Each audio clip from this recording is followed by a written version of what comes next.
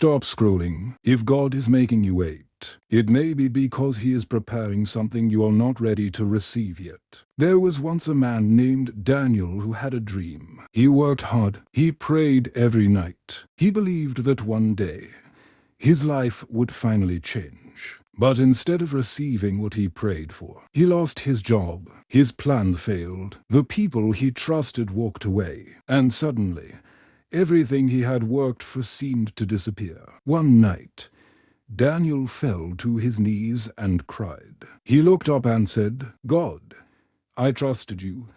Why did you let everything fall apart?" For days, he felt forgotten. He prayed, but heard no answer. He waited, but saw no change. And slowly, he began to believe that maybe God had abandoned him.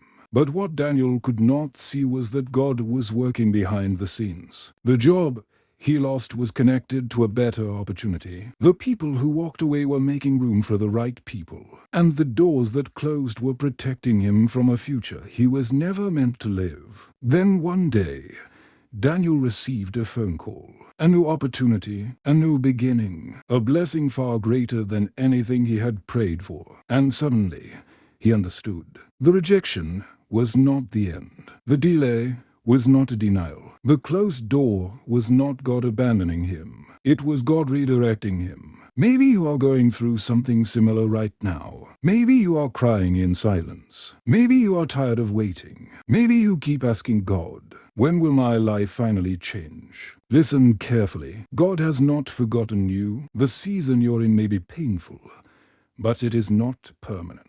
The tears you cry today may be watering the blessing you will receive tomorrow. You may not understand God's plan right now, but one day, you will look back at your life and realize the delay protected you, the struggle strengthened you, the closed doors redirected you, and the pain you thought would destroy you was actually preparing you for the blessing God had already planned.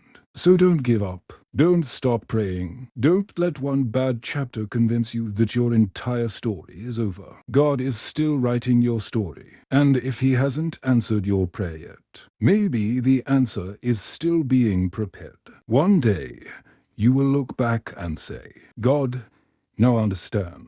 You didn't take everything away from me. You were making room for something better. So, if you are waiting for God's plan to unfold, comment, I trust God's plan. And remember this, when you cannot see God's hand, trust his heart. Your story is not over. The best chapter may still be waiting to be written. And when God writes your ending, it will be greater than anything you could have written for yourself.